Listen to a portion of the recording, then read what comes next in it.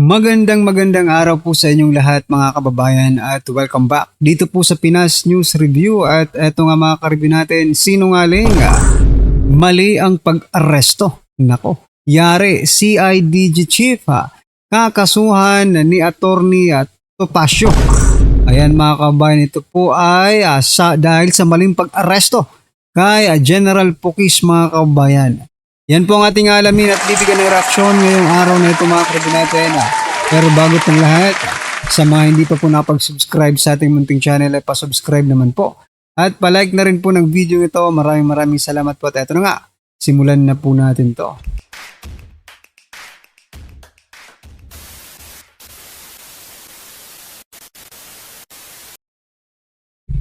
So ito mga ka-review natin, panoorin po muna natin ang video ito na kung saan, rumesbak si Attorney Topacio dito po sa pagka-aresto kay General Pukis mga kababayan. Ito, pakinggan po natin ang video ito at bigyan po natin ng reaksyon. Anyway, alam nyo, ito ang hindi namin mapalampas, sasabihin namin sa inyo. Hindi lang lumabag ng karapatan, nagsinungaling pa. Ang malas lamang nila, may video. Ito ito sasabihin ko. Kahapon, pumunta kami sa airport. Alas 8, nandoon ako. May mga 4 na po siguro na miyembro ng ating media, mga mamamahayag, mula sa mga major stations na nakasaksi na ako ay dumating doon ng mga 8, 8:10, ganon. Oo. Bago, noong nilalabas na si General Pukis doon sa may parking, yung sa gilid, pumunta kami sa gate. Siyempre, parking yun, secured. Sumisigaw kami. Kaming mga abogado ni General Pukis, Attorney Topacio. Gusto namin makausap ang aming kliyente. We are not requesting, we are demanding because it is a matter of right. Yes. Okay. So, hindi kami pinalapit. Nung sinabi namin sa media na mariin namin kinokondena yung hindi pagpapalapit sa amin, sa aming kliyente, kasinungalingan ang naging palusot ng CIDG. Ang sabi ba naman, number 1, paano late kayo? Anong late? Tanong niyo yung media kung anong oras kami dumating. Number 2 daw, hindi daw alam noong team leader na nandoon kami. Ang problema niya sa buhay niya ngayon ay may video. Video na nakatutok sa kanya nung nilalabas siya si General Pukis. Grabe. Nandoon, naririnig niya yung sigaw namin. Mga lawyers kami. Sinungaling din pala itong CIDG Chief mga kababayan, no? Sinungaling din pala. Biruin mo, hindi pinapasok sila Attorney Topacio mga ka-review natin. Tapos, di ba, karapatan po ng isang akusado na magkaroon po or di ba, kumuha ng sariling abogado mga kababayan. Parang pinagkaitan po. Nilabag nila yung batas na yan mga kababayan. Narinig niya kasi sabi niya, sino bang mga lawyers nito? Sabi niya, kami, mga lawyers kami. Tapos binanggit mo yung pangalan mo. Binanggit ko, yan, may video lahat. May video yan, nandun sa internet. Hindi lang ako may video, lahat kayo pwedeng mag-access ng video. Sabi pa niya, mga lawyers, papasukin. Sabi niya? Okay. Pagkatapos, hindi naman kami pinapasok, bigla silang umalis. Puro kasinungalingan late daw kami. Alas 8, ang dami pong saksi, media. Paano namin hindi mapapatunayan na 8 o'clock nandun kami, o 8:10, pagdating na pa nagdating ko, in-interview ako. Di may timestamp yung interview na yon. Di ba? At may saksi ako kung anong oras ako dumating. Number 2, yung sasabihin niya hindi niya narinig. Narinig niya, sinabi pa, sino pa mga lawyers dyan? Papasukin. Pagkatapos, eto ang paliwanag niya nung nandoon na kami sa CIDG. May sigaw ng sigaw daw na mga tao. Sabi ko, sir, hindi mga tao yon, ilan lang tao yung sumisigaw. Mga media yon at kami yon. Sabi pa naman sa akin, kasalanan nyo pala, sigaw kayo ng sigaw. Sa loob-loob ko, ang mga tao roon, hindi naman ganun karamihan. Sila siguro may 50, 60 na po sila. armado, pulis. Oh, grabe. Ano pa? Yung SWAT pa. Talaga? Natakot kayo sa ilang sumisigaw? Ang dami niyong armas. Mas marami pa kayo sa amin eh. Armado pa kayo. Hindi niyo kami pinapasok dahil natatakot kayo sa sigaw. Kasi pulis kayo, sigaw lang, natakot na kayo. Eh paano pala kung may nagpapaputok pa sa inyo? Pero sumisigaw, mikropono dala. Wala Pulis pa lang, rin. pero may video kami. Aha. Taktaylo kayo kasi kami ay magdidibanda. At yung palusot nyo agad, kasi nung sinabi namin magdidemanda kami, nagpa-interview agad eh. Kaya late daw kami, hindi daw nila alam na nandun kami, ay patay kayo naman, no? Internet age na ngayon. Magsisinungaling pa kayo, may video. Correct, Narinig nyo tama. at in-acknowledge nyo. Sino ba mga lawyers? Papasukin ng lawyers, hindi naman pinapasok. So wala po siyang tao doon na Wala. Gusto mautusan? sumakay ni General Garcia papunta sa CIDG.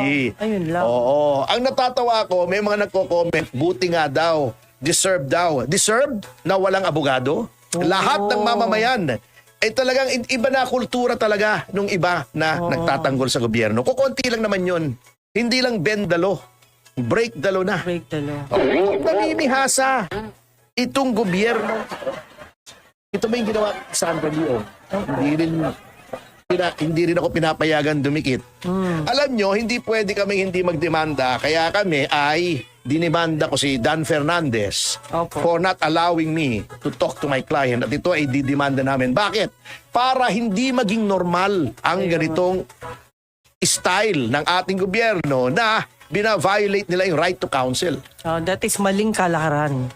Binasahan nila ng Miranda rights. Oh. You have the right to remain silent. Anything you say can and will be used against you in a court of law. You have the right to an attorney. Pagkatapos hindi mo palalapitin yung attorney. The right to an attorney starts from the time that you are arrested.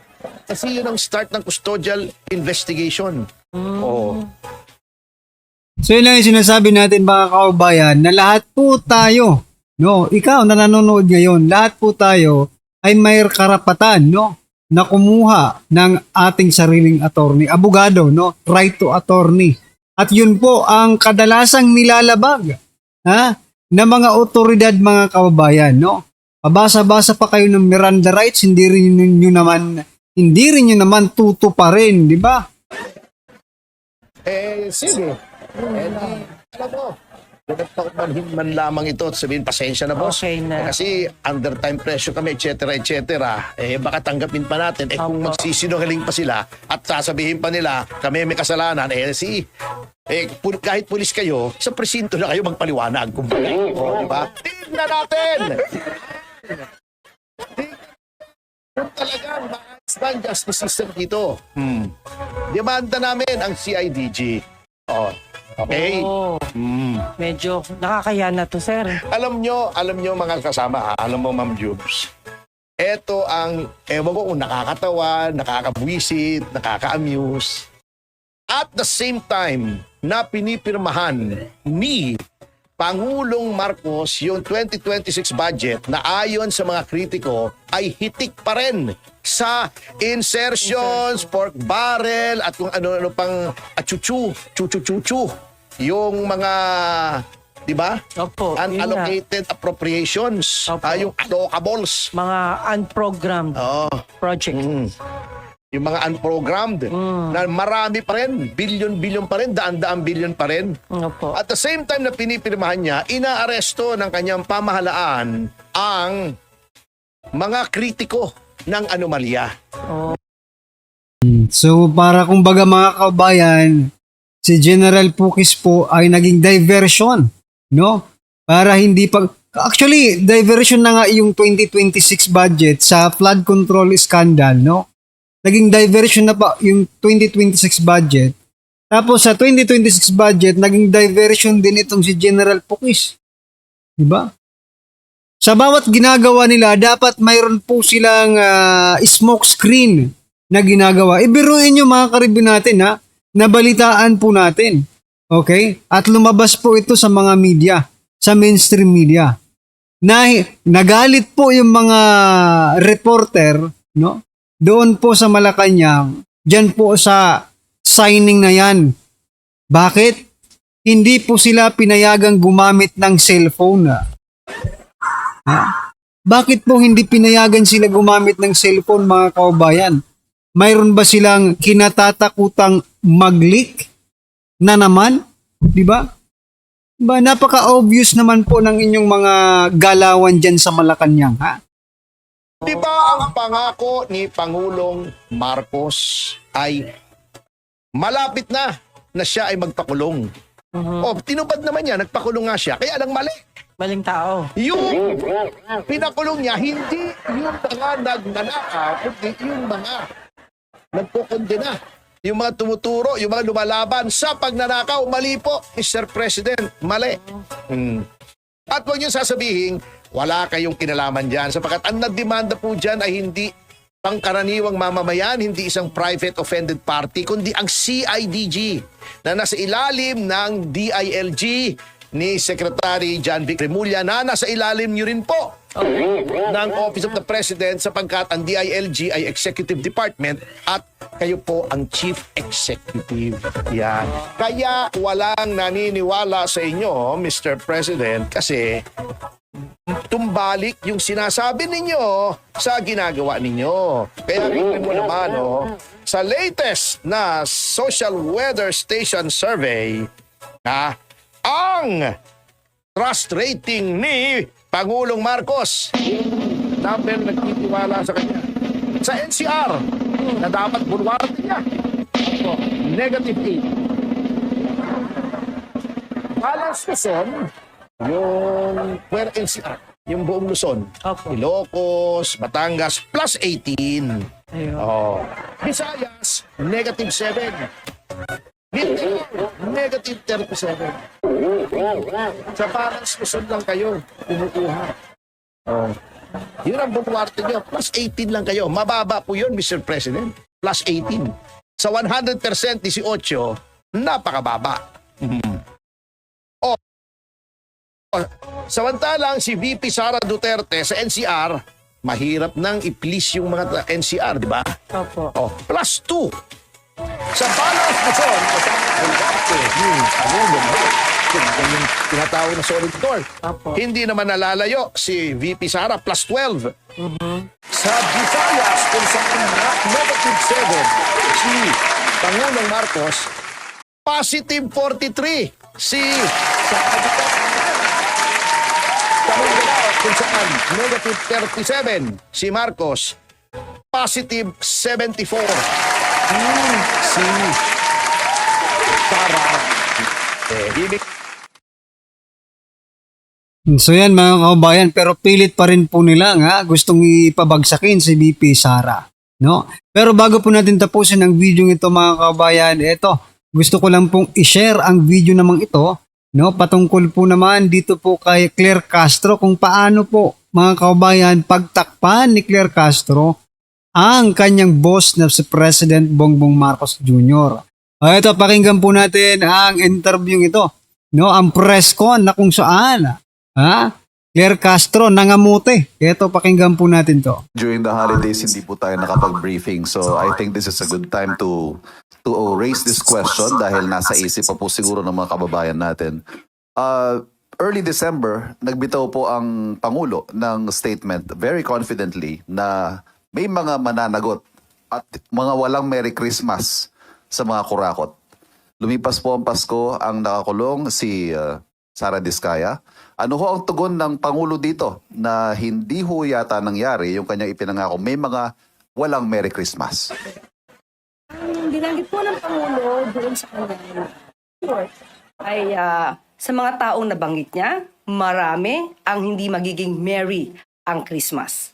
Wala naman siyang binanggit kung sino ang pangalan. Pero tandaan natin, sa higit na 4 na buwan, may mga nakulong, may mga warrants of arrest na na-issue, may mga nagtago, mayroong nakikipag-usap at nagsisettle at ibinibigay, restitution. So yun pala mga kababayan, kaya pala walang nagkukulong kasi may nagbibigay. 'Di ba? May nagbibigay restitution, 'di ba? Para hindi sila makulong. Kaya naman pala wala tayong makitang mga politiko Kasi itong mga pulpolitiko mga kababayan, nagbibigay. Okay? Narinig nyo mismo sa bunganga ni Claire Castro, nagbibigay. No? Nagbabalik. Restitution, nagre-restitute ng kanilang mga ari-arian na kinulimbat din naman sa ating gobyerno. Pero, mga kababayan, is it right? Tama ba yan? Hanggang dyan lang? Diba? Hindi sila makulong? Diskaya lang ang nakulong eh. Diba? Isinusole ang karamihan sa kanilang mga kickbacks na hindi naganap. Never nangyari sa kanilang administrasyon. Paano mangyayari sa ibang administrasyon, Claire? Ngayon nga lang nangyari na malawakan po ang korupsyon. Di ba? Nung mga nakaraang administrasyon, may korupsyon pero hindi po ganito. Kalawak at kalaki, mga kababayan, dahil may kinatatakutan po sila. Samantala, pinagmamalaki pa. Proud pa ang mga hinayupak. Proud pa po sila dahil Dahil nagsasauli ng kickback. Aba, proud na proud dahil may kickback sa panahon nila. Diyos ko po. Sa administrasyon lang po ni Pangulong Marcos nangyayari ang mga ito. Pag sabi po niya na mayroong mga taong hindi magiging merry ang Christmas, yung mga nakulong po, definitely, hindi naging merry ang Christmas. Pero hindi pa naman po natatapos ito. Kung meron pang inaabangan ng mga tao, meron din pong inaabangan ng Pangulo. Hinintay din po ang Pangulo ang mabilis ang resolusyon na magdumula sa Ombudsman. Alam mo, Claire, kung ano ang inaantay ng taong bayan, di ba? Ang inaantay ng taong bayan na makulong, sa totoo lang, real talk lang tayo, just comment down below kung sino ang inaantay nyo. Kasi ang inaantay po ng taong bayan, no? Si former speaker, si PBBM, kasi yung pang mga pinangalanan malalaking isda na pinangalanan, no? Si Garjola, di ba? Pinangalanan ni Kong Leveste at ni former Congressman Saldico, di ba? Si Congressman Leveste kasi ang nagpangalan dito kay Garjola na pinakamalaking contractor di ba? Yun po ang mga gusto naming makulong di ba? Kaya wala tayong mapapala dito mga kababayan. Gaya nga po ng sinabi natin nung yung mga nakaraang vlogs natin, no? Mahirap po talagang mag-imbestiga kung ang iimbestigahan mo ay yung mga involved din. Kung yung mga nag-i-investigate, no? Ay involved din dyan po sa malawakang flood control scam na yan. Diba? Kaya wag mo na kaming lokohin, Claire Castro. Nako po. Wag na pong magpaloko, wag na pong magpabudol kay Claire Castro mga kababayan. So yan mga karibin natin, ano po ang inyong opinion, reaksyon, i-comment nyo na lang. Maraming salamat po.